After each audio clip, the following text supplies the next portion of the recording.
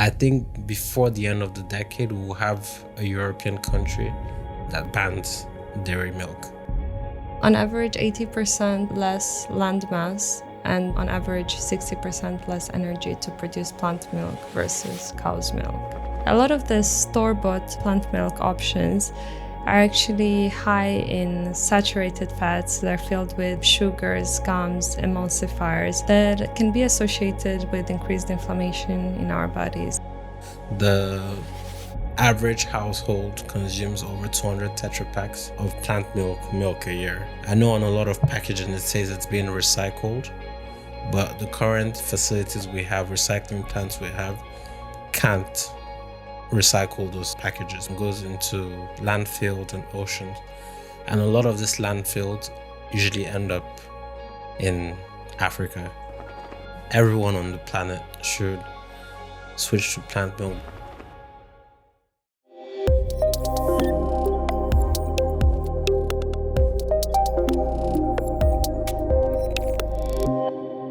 Nadina and Michael, welcome. Can you first start by explaining who you are, so introduce yourself, and then what kind of change are you seeking to see in the world? What mission are you on? So let's start with you, Nadina. So, as you mentioned, my name is Nadina Grigoris. I'm the co-founder and CTO at Milky Plant. And I'm Michael, the other co-founder, and I'm also the CEO of the business. But I wear a lot of hats. Yes. We all do. Yeah. Okay, good. And what is the mission that you're on? What are you trying to achieve with Milky Plant?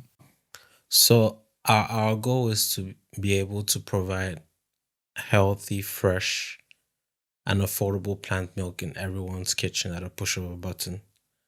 And essentially, that translates into reducing waste and making people healthier in general.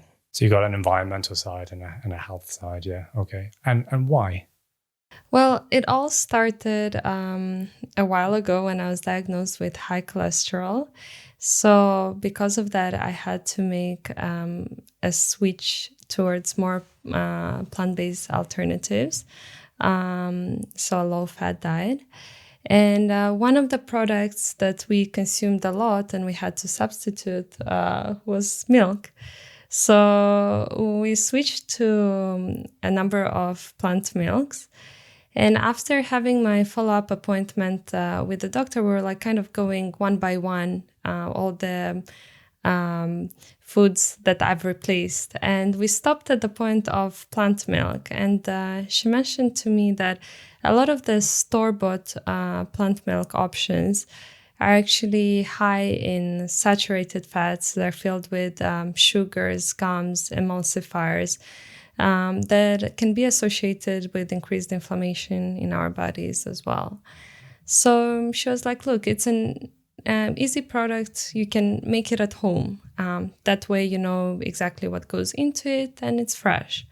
So I went back home motivated. I was like, okay, we're going to start eating healthier. Apparently, not everything that is plant-based or vegan is healthy. You need to read the label as well.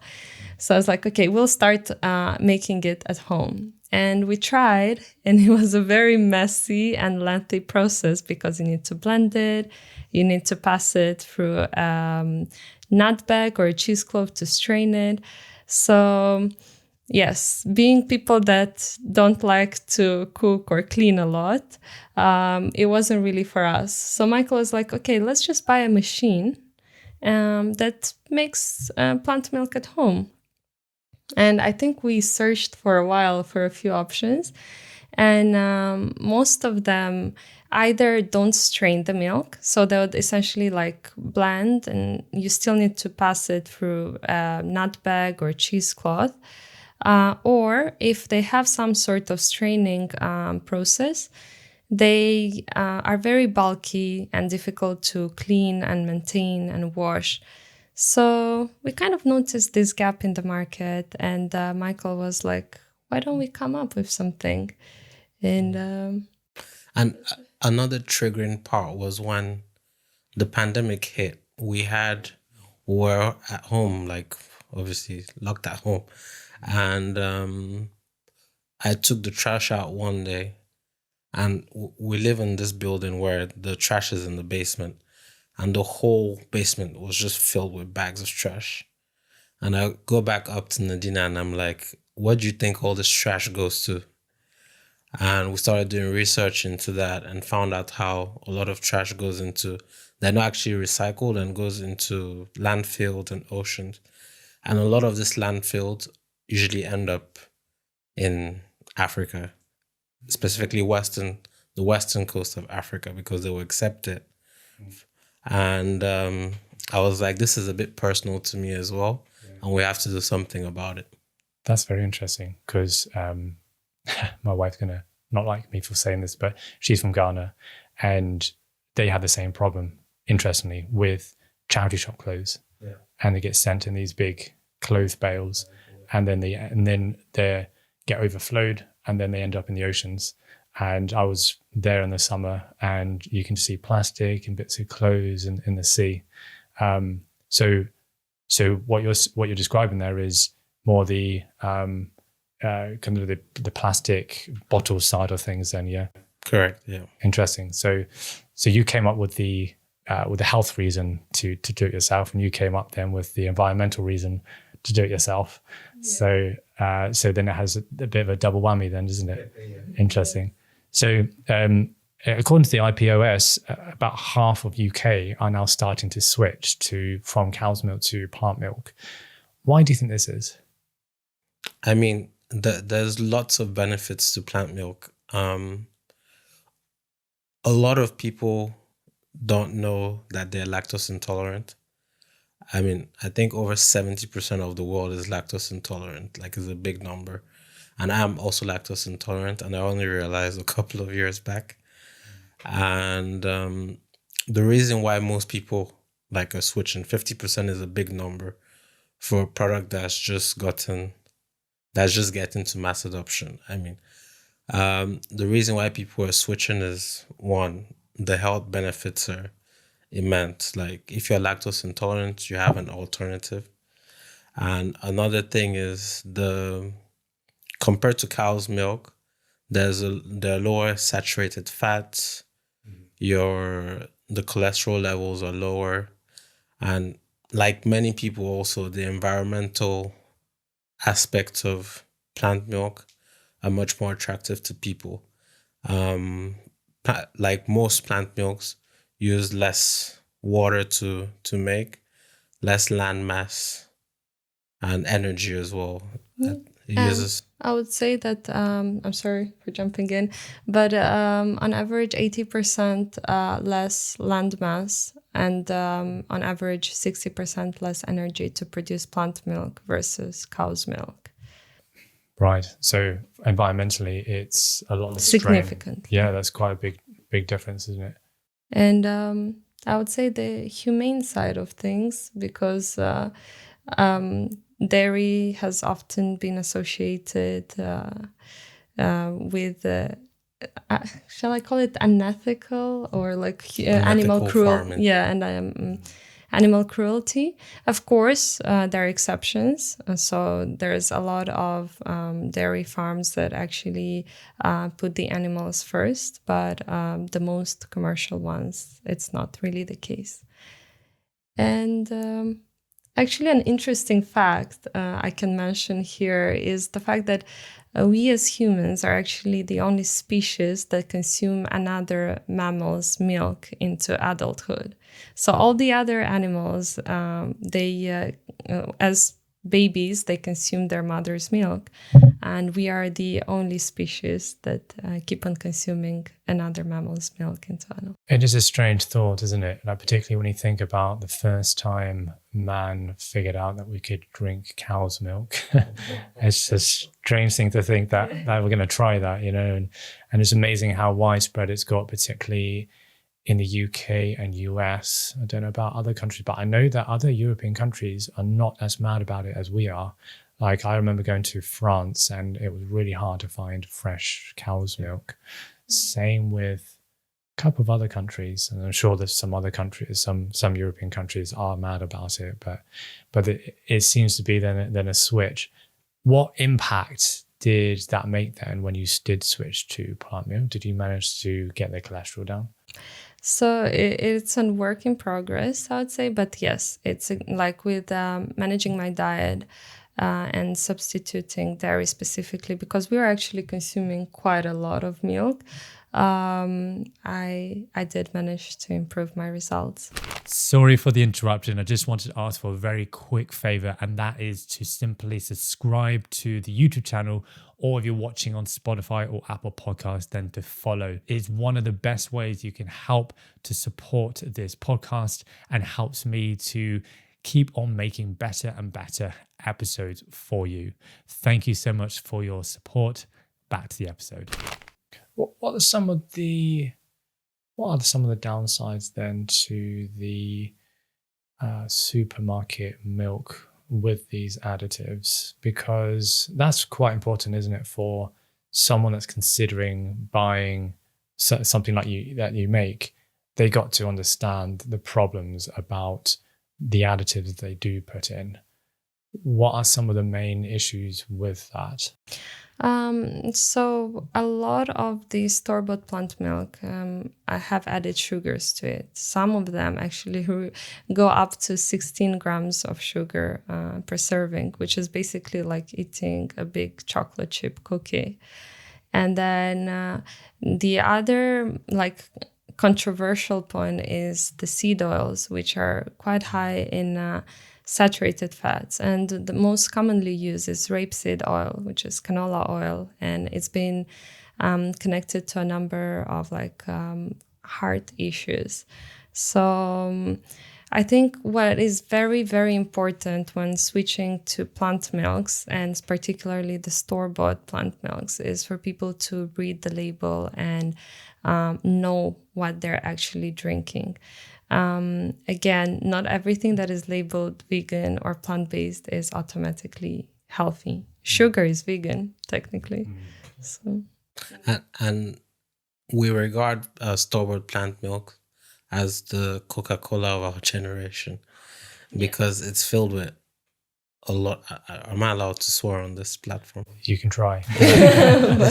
It's filled with a lot of stuff in there. I think we all know the word you're looking for there, yes. Yeah. And also I always go back to the environmental side of things, because it's very important for me. Is the average household consumes over 200 Tetra Paks of plant milk a year. And the current facilities we have, I know on a lot of packaging it says it's being recycled, but the current facilities we have, recycling plants we have, can't recycle those packages, because they're made with three materials: plastic, aluminum, and paper. And the current ones we have can't remove each one to recycle them. Interesting. And despite them saying on the packet it's recyclable. it's recyclable, but you don't have the plants that are able to recycle it. So there are only a few of them in the world that can actually do it. So technically recyclable, but usually it ends up on the landfills because they can't actually process it. Yeah, on average, I think they came up on the statistic that only 26% of this sort of cartons are being recycled per year. Wow. So hundreds of millions. And billions. It's like 200 and something billion Tetra Paks end up in the landfill. Wow. Globally. That's fascinating. That's almost a bit deceiving, really, isn't it? Like they need to change then the label to one to signify that it's recyclable, and then almost then the other one to say actually whether it actually is. That's quite interesting. I was interested to know about seed oils, because seed oils seems like something that is quite controversial at the moment. You get one group of people that are like, yeah, it's fine, it's no problem, and then another group of people are saying it's the thing that's causing all sorts of issues. We were talking about seed oils a couple of weeks ago on a previous episode that would have been released once this is released. And yeah, one of my struggles in the supermarkets is finding products without seed oils. And I remember plant milk was one of them. And there's loads of others like bread. Yeah. Bread is really difficult to find without seed oils. The amount of oil they use in bread is so little, it's almost frustrating. But I think the main reason is cost, because it's so much cheaper rather than putting a high quality olive oil or something like that. And the thing is that in most products, and particularly in plant milk, they're actually unnecessary. You actually don't need to add sugars, gums, emulsifier, and seed oils. All you need is just the raw ingredient and water.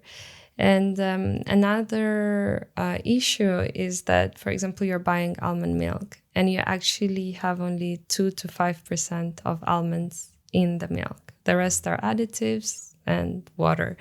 So that's why making it at home is actually very good for you and important, because you know exactly what goes into your plant milk. You can make sure you get high quality ingredients as well. Yeah, I mean, is it similar with bread? I started making bread recently, just in a bread machine. I was amazed at how easy that is. And I was also amazed in how little ingredients are actually in bread. I mean, you can pretty much make it with about 4 ingredients, something like that. Very simple ingredients, very cheap ingredients. And yet most bread you look at has about 10, 12 ingredients.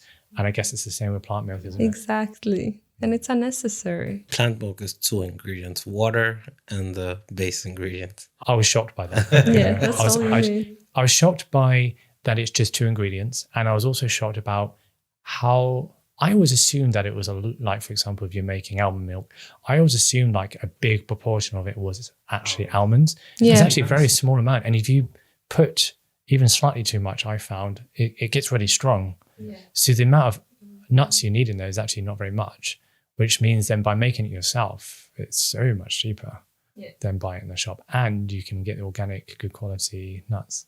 In store-bought milks, I think, correct me if I'm wrong, is less than 5% of almonds. Yeah. Or the actual ingredients in there. We're just basically flying around and shipping around water and additives. What percentage should it be then? So with the Milky Plant, we use almost 16% of the actual ingredients. Okay, yeah. And so why do you think they do put seed oils and the other ingredients in there? It's firstly to increase shelf life, and then secondly to maintain the taste. So if you make fresh plant milk at home, it only lasts up to 3. You can stretch it maybe to 5 days, but we usually advise up to 3 days. For it to maintain the texture and the taste and shelf life, you need to add additives. Otherwise, it will go bad. So it's really, is any part of that, do you think, to do with taste? Or is it just shelf life? Yeah, it is also like, I would say more, not even taste, but more like texture. Of course, sugar goes for taste, but and the seed oils particularly, they're more for the texture. Yeah, because one of the things when you make it yourself is it does separate, doesn't it? Which it kind of seems crazy that they put ingredients in to stop that, because you can just shake it before you use it and it's really not a big deal. And also, there are probably like 20 or 30 other ingredients you can potentially replace with seed oils. But of course, they're too expensive for these companies to use. Yeah, and I guess it's there's a couple of factors. I guess firstly that they don't realize the health impacts of it, because the standard, I believe, and I would think their World Health Organization would say is healthy. And in fact, that's how it was advertised at the beginning, was, using vegetables, i.e. vegetables are healthy, and this is a heart healthy thing. Even though we know it's high in omega-6, and the processing of seed oils is just really horrendous in most cases. So thinking just why would they put it in there? I think part of them thinks, well, there's no issues on that. It's cheaper. Like, it's almost like, why wouldn't they put it in there? So do you think everyone should be switching to plant milk? I personally think so. Everyone on the planet should switch to plant milk because one, the benefits of switching to plant milk outweigh the benefits of sticking with cow's milk. The environmental benefits, there's a study out there that shows like if the whole world was to switch to plant milk, the amount of energy use and water use would go down drastically because a lot of the farming we do actually doesn't even go to humans. Like something like 40% or so goes to feed cows and other animals for farming. And I think if what's the word I'm looking for? If we all switch to plant milk, the world will be a much better place. Yeah, so particularly then on the environmental side of things, it sounds like you, in your mind, it's quite a clear-cut switch. If you want to help the environment, then you're better to switch to plant milk. What about the health side of things? So I would say health-wise, plant milk comes with a number of benefits, and I would say it depends to which plant milk you're switching. So for example, if you're switching to soy milk, it's high in protein. It's almost on par with cow's milk when it comes to its protein level. It's also considered to lower cholesterol. Then you have oat milk, which is high in fiber, like good quality oat milk, high in fiber and beta-glucans, which are considered to improve heart health.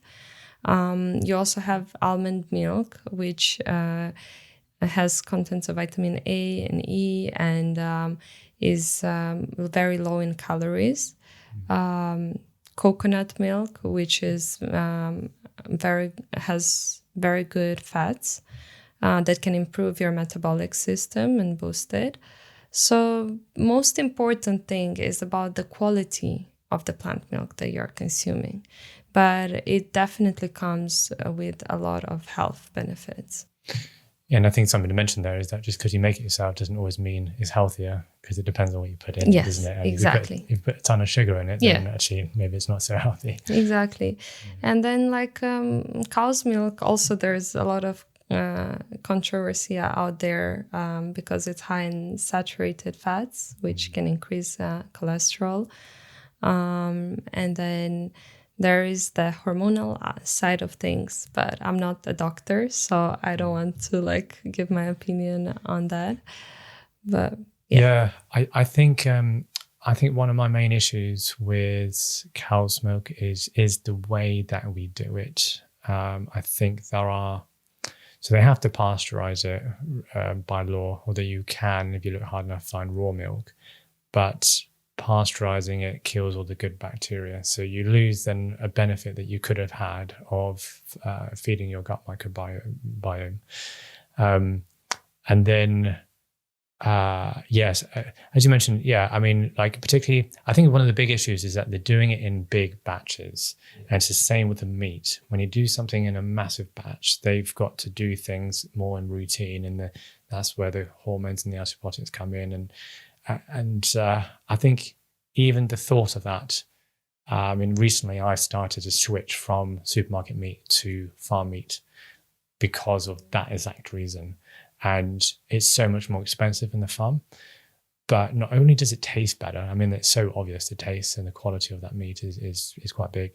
But I know that I'm getting less of the bad stuff, and particularly with antibiotic resistance issues these days, it kind of makes sense to actually, some people might say out there, I think the argument is, well, does it really make much of a difference? Is it, they'll say, oh no, it's not really a big deal. Well, how do you know that? And do you really want to take that risk? And for me, I'm like, no. For some people, they might be like, yes, but obviously that's where then the plant milk comes in, is that then you don't have that side of things. So can you take us through then how, I think we touched on a little bit, but can you take us through the process of how you make it? How easy is it to make plant milk? Okay, so to make it the manual way at home, you first need to blend it. So you need high power, high speed blender. You blend it for an average 5 minutes with breaks. And then you need to pass it through a cheesecloth or a nut bag in order to separate the pulp from the rest of the liquid. Basically the leftover liquid is your plant milk. So what Milky Plant does, we use a patent pending straining technology and a patent pending sensor in the blending compartment. So what it does, it adjusts the water level to the amount of ingredients that you use in the machine. It grinds it and blends it with water, and then it passes it through the straining technology. So the whole process is automated. You only need to add the ingredients, push a button, and you get fresh plant milk at home in 3 minutes. And yeah, that's all. And it self-cleans. Oh yeah, well, that's the important part. which is a big part, because when you make it at home manually, when you put it, you blend it, then you strain it. After that, you need to clean all your mess. It's not as easy as it looks. When you're actually doing it, it's like it's a process no one wants to do. Especially when it comes to cleaning the nut bags or the cheesecloths, because some people also use a sieve, but it doesn't strain as well. But the nut bags and cheesecloths, they store a lot of like the sediments and the pulp. So in our case, they were becoming almost like single use, because you get leftover nuts or oats and then they get moldy and you don't feel comfortable reusing it multiple times. Particularly as you're straining it through something so small, it's, I can imagine it's quite hard to clean. I mean, could you put it in the washing machine? Yeah, but again, like it still has leftover, because it kind of gets into the fiber. And it's just so messy, like squeezing it. You get like mixture and liquid like almost dripping out down to your elbows. So it wasn't for us. With the nut bags, there's lots of microplastics as well. Yeah. To think of. Do they all have microplastics? Surely you can get some that don't have the plastics in them. Yeah, potentially like the cheesecloths. Yeah, they are the options, but then they're quite difficult to clean. And so that's the main issue. Yeah, and if the milk only really lasts a few days, you don't want to have to do a difficult process too often. Otherwise, you're actually not likely to keep it up, are you? Yeah. And that is the big thing that the store-bought ones actually add, is that it's really easy. You just buy it off the shelf, but obviously then the issues are as you described. But then you can have this argument of like, you have a coffee machine at home, but actually households consume more milk. So why not have a machine that facilitates the process of making it at home? Mm-hmm. Yeah, I mean, I make my own coffee in a quite a manual way using the V60 pour over, and I find it actually quite therapeutic, even though like it takes longer to do. And I think actually I found to some degree the same thing with the plant milk, because when you do make it yourself, you have almost invested in, it's like it's making your own food. It's something quite nice about it, and in some ways it can taste better because you spent a long time actually making it. And with Milky Plant, you're actually in full control of the ingredients that go into your plant milk. So like you can customize it any way you like. So if you like it sweet, you can add some dates, for example, or you can add some vanilla. Or if you like it slightly on the saltier side, we've had quite a few customers that enjoy. You can add a pinch of salt or so, but the main benefit is that you know exactly what goes into it, and you're in control to use any ingredients you like. So any nuts, grains, or seeds of your choice. And the thing with the store-bought ones is it's all the potential vitamins there. It's like a one size fits all.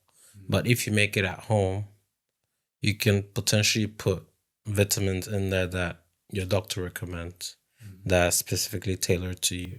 Or just protein. If you want, like you can add protein powders to it, or anything you'd like. Yeah, you can personalize it for you. And you can personalize the taste, of course, as well. Exactly. So it's quite nice because I tend to make nut milk, either macadamia nuts or almond and nuts. And every now and again, I just kind of add in like a berry or something, and it just gives it that kind of nice kind of difference in taste. What is some of your favorite recipes for the Milky Plant machine? Oh, that varies across the whole team. Yes. Well, my personal, I really like oat milk, to be totally honest. And my favorite one is just to have oat groats and 1 to 2 pitted dates for sweetness. So that's my to-go plant milk.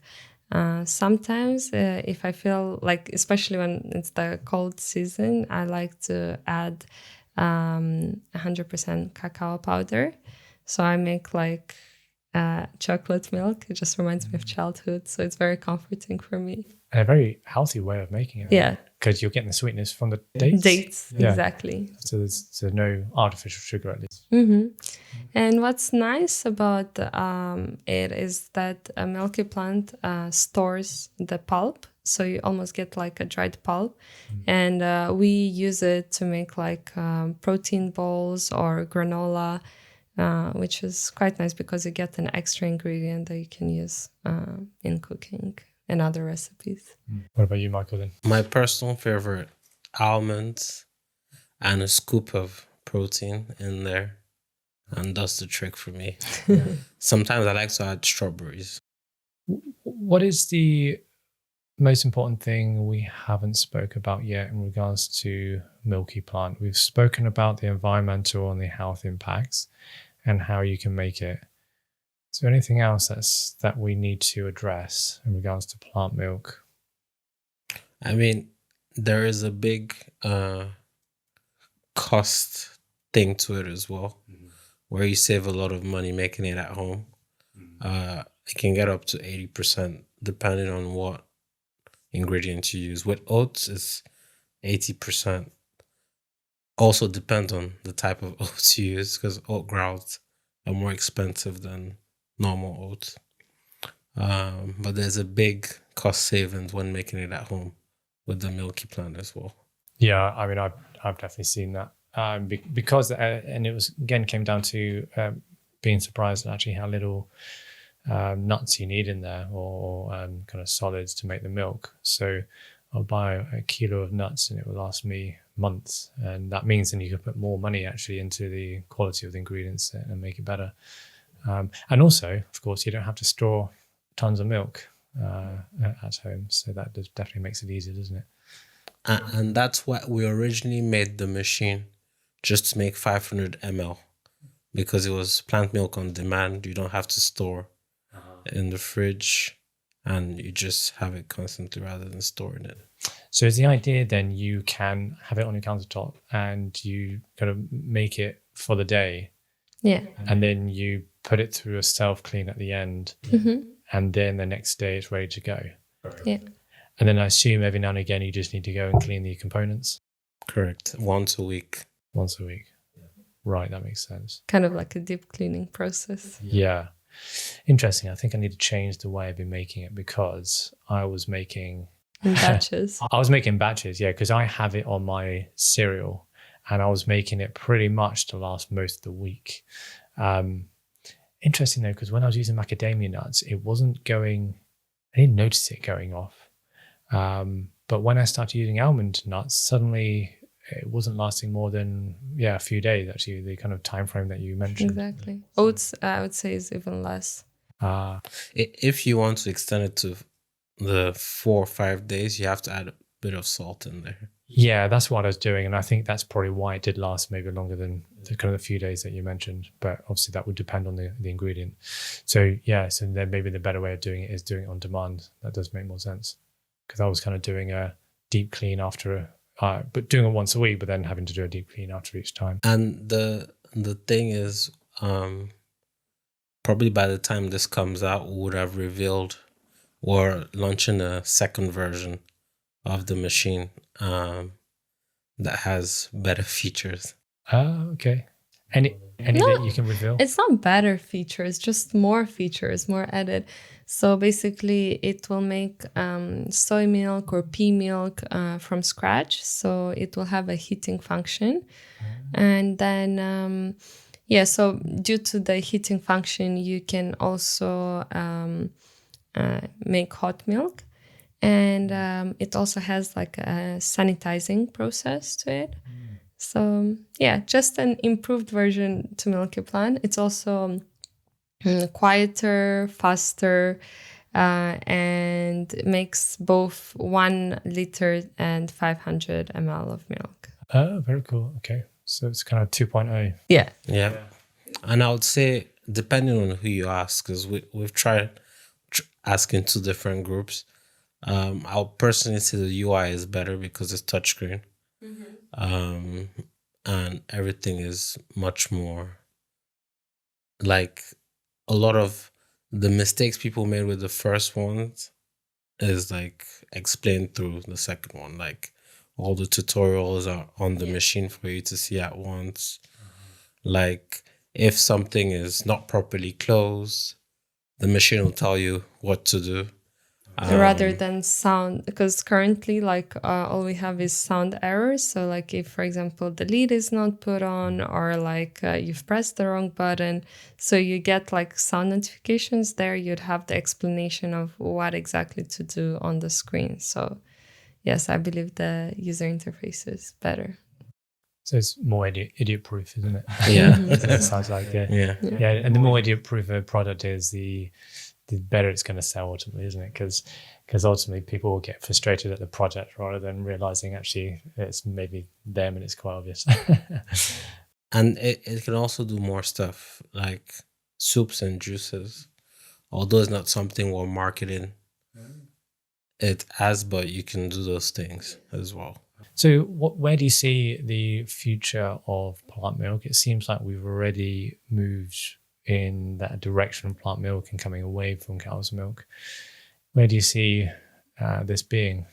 So, well, it's estimated already, as you said, like almost half of the UK population is consuming plant milk. And I think there's this statistic by 2040, 50% of the UK population will either be vegetarian or vegan overall. So I definitely think that plant milk will surpass cow's milk consumption.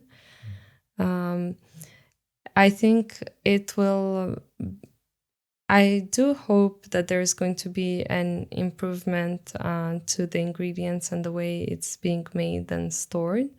But yeah, I definitely see it growing and surpassing cow's milk consumption. I mean, it's already happening like in pockets of the world where people are consuming more plant milk than cow's milk. Like in some parts of the US, I might be wrong, but I believe like in certain cities in California, people are consuming more plant milk than actual cow's milk.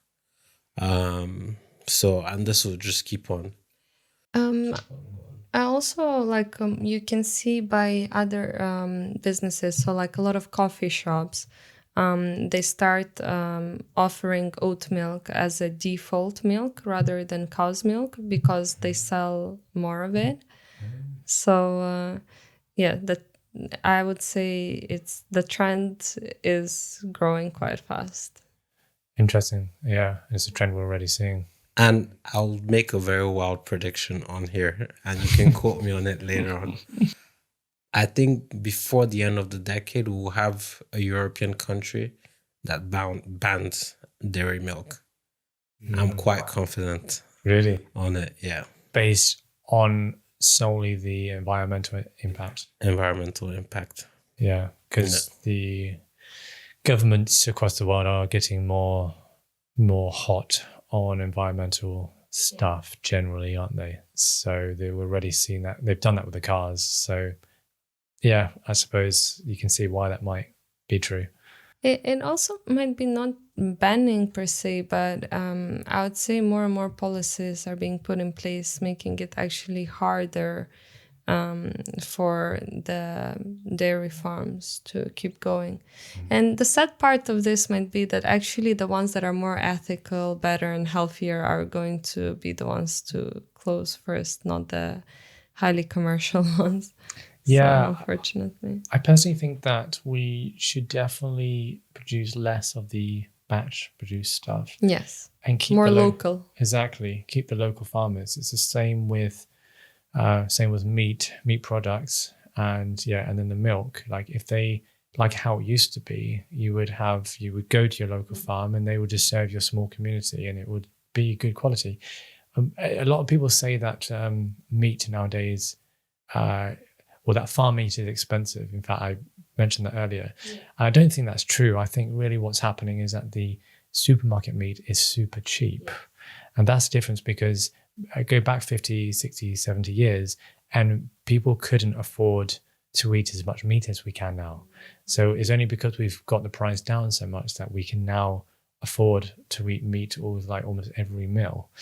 And so I think we should go back to that. And that's one of the things that I've tried to do now, is have a little bit less meat, but make sure I'm buying good quality meat. So although I'm probably spending a bit more on meat overall, it's not like I'm spending drastically more, because I've actually reduced my quantity, increased my quality.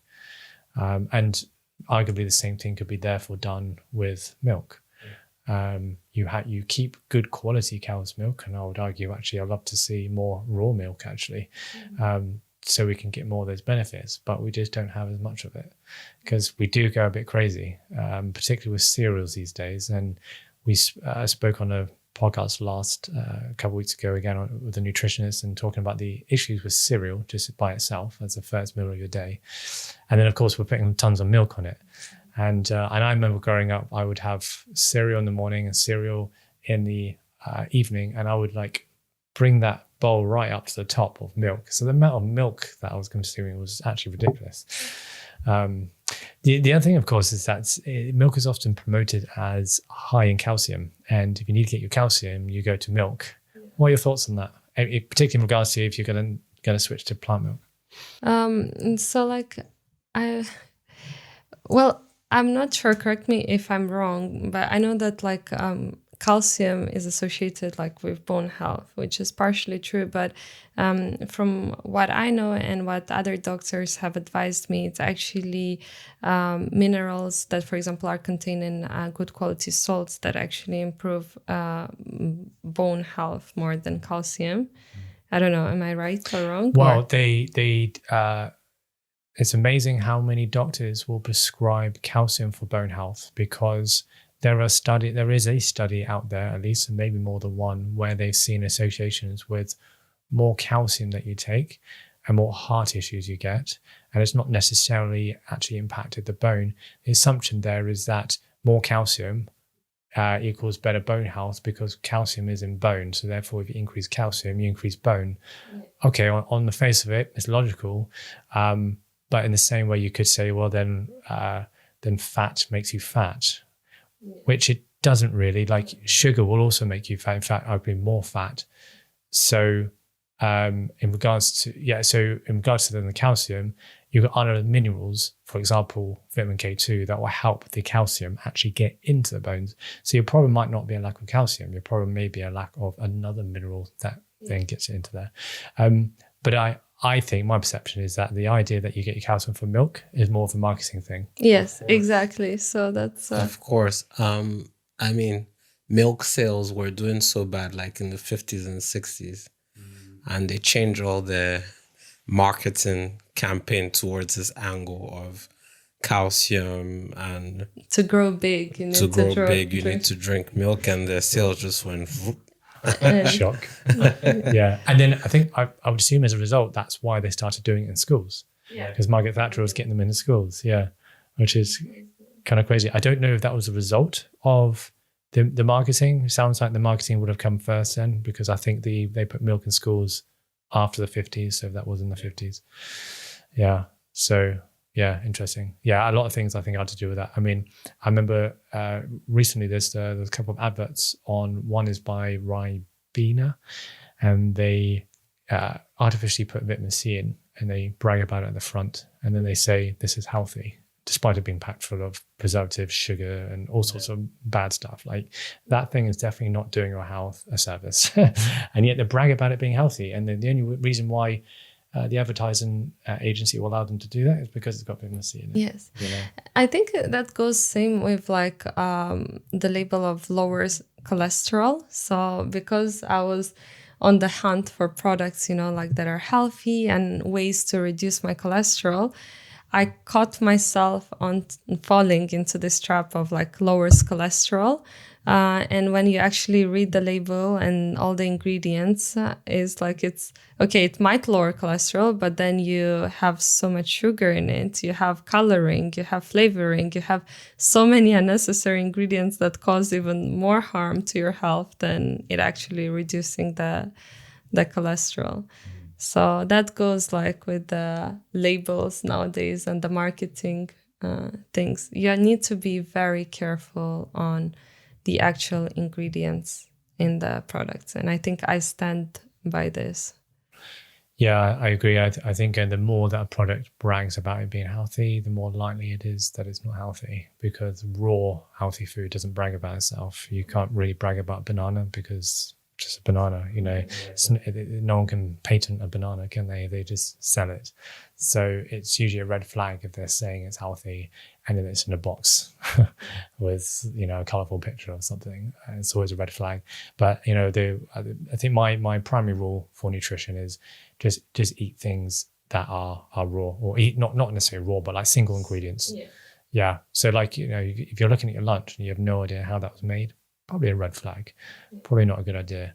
And again, the same with plant milk. If you're buying it from a carton and it's got this list of chemicals in it, yeah, well, maybe it's not the best switch. Yeah, exactly. Yeah. I mean, you could argue that, or maybe if you look into that and maybe some kind of combination that is okay. But I mean, if you're going with general rules, most people aren't that switched on, or just don't have the knowledge, like the average person, to be able to actually look at ingredients and know what's healthy and what's not healthy. Yeah. Most people might have an idea, but it is difficult. But I think you mentioned that in the beginning, that just looking at the ingredients is a great start, because you get to at least know what you're consuming. And then if you start getting any issues, at least you know what you're consuming, rather than just taking these brands and then suddenly you're getting problems and actually you don't know what you're consuming. So I think, baby steps. At the same time, you shouldn't like over obsess, and just go if you have a craving once in a while or things like that, you can go for it. But just try and prioritize and balance it. And particularly in the case of plant milks, is such a straightforward product, and it's just a shame that it contains a lot of additives, to be honest. But I think the main problem is the lack of scrutiny on the labels. I wouldn't blame the producers because they're allowed to do it. If there was more scrutiny on the actual labels, we'll have less of all these things being put into boxes. That's true. I guess the difficulty is where do they draw the line, isn't it? And it's probably a hard line to draw, particularly when so many topics are controversial. Yeah. Like, for example, seed oils. I mean, I think that the standard at the moment is seed oils is good. But there's a large group of people that are saying the very opposite. And so they got to pick one. And depends where the motivation lies as well. Is it actually purely for health that they're making these rules? Yeah. But even with seed oils, it depends which types, how they're made and stuff. For example, there are people that make sunflower oil at home, and they use the cold press machine and they extract the oil and things like that. That one is not as bad as, for example, the highly commercial canola oil that you have. So it's, again, you need to dive a bit deeper into it, which ones are actually good and which ones are really bad. Yeah, it's very true. That's one thing that I find that nobody ever talks about, actually, is people say either seed oils are good or bad, but they never distinguish between whether it's mechanically pressed, cold pressed, like you mentioned, or whether it's being put through petroleum and high heat and deodorizing, all this high process stuff. And that's really the bad point. I mean, in the same way, actually, we say that olive oils are good. However, that can also go through that process. And in that sense, actually, that olive oil is also bad.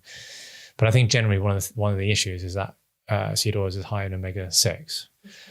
And that's not necessarily a bad thing, but of course our diets are quite high in omega-6. So you kind of want to try and not increase that. And so for me, I'm like, well, therefore I'll stay away from it. And it's the main reason why I make my own bread is actually to avoid the oils, because that was the hardest thing to find ones without it. And they hide everywhere. Almost every other product contains it. I think you've convinced me to go back home and start making my own bread. Yeah, nice. I've talked a lot about bread in considering that the top is on milk. Yeah, true. Well, I was so surprised how easy it was though. I mean, I found this machine in charity shop. It cost me £10, and it takes me 10 minutes, maybe 15, including clearing up, to put all the ingredients in, press a button. 3 hours later, you got fresh bread. I chop it up, put it in the freezer. I got it for a week. It's win-win. It's so much cheaper again, and you get to choose a good quality ingredients. You can put ingredients I put like nuts and seeds in there that make it then more nutritious. Yeah, so I'll be asking you then if you're making bread. Next week, I would have had my first try. Yeah, nice.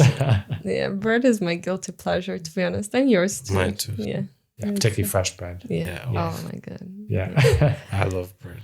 And then, but just like going back slightly to the point you made about calcium, I think Michael mentioned it too, like with the Milky Plant machine. You can fortify it the way you see fit. So if you're a person that likes to take supplements, you can just add the powder form of supplements to your milk and fortify it according to your own needs, which I think it's also a good thing, because a lot of store-bought plant milks, they are so-called fortified, but the types of vitamins they use, for example, like the calcium, because there are different types of calcium. Some of it is better, some of it is worse. And unfortunately, usually they use the cheapest options, which are, again, not necessarily good for you. So with Milky Plant, you can have full control of what goes into it. Yeah, my assumption is that if it's fortified with anything, that it's likely, as you say, they're going to have the cheapest thing in there, because, well, why wouldn't you? You're trying to make money. Yeah. That is the main objective of a good food company, is to make money. So why would they put anything expensive? So therefore, I actually question is, firstly, how much am I absorbing? And actually, is any of it doing any harm? I don't know. Yeah, because, for example, the most commonly calcium used is calcium carbonate when it comes to store-bought plant milks, which is not the best form of calcium supplement, to be honest. Good. Thank you so much for coming on. So if someone is interested in making their own milk, how do they find you guys? How do they get their hands on Milky Plant? Well, you can find us on all the platforms at The Milky Plant, and also on our website, milkyplant.com. And that's the easiest way to find us. And then you can just order the machine, and Correct. then it gets delivered to them. Correct. And it's only online, isn't it? Only online. And if you order from this podcast, we'll put a special code. Very kind. For the viewers. Yeah, a little incentive. Lovely. Yeah. And you've got a few other products associated with that, haven't you? Like some cleaning stuff and that sort of stuff. Yeah. Yeah. And we have a few more products coming soon. Yes. So exciting stuff. Cool. So we should watch this space. New machine coming, upgraded functions. So that's exciting. More ingredients. Yeah. So. Because we currently do not sell ingredients to our customers, but we're hoping to start selling those soon to them as well. Brilliant. Good. Well, thank you for coming down, and thank you for the work that you're doing, because I'm always I love getting behind companies and people that are trying to promote health. And the nice thing about Milky Plant is that you're promoting health and you're promoting the environmental side, which is obviously a win-win and what we all ideally want to try and do. So there should hopefully be no reason not to get Milky Plant. Thank you for having us. Thank you. My pleasure. Thank you. Thank you so much.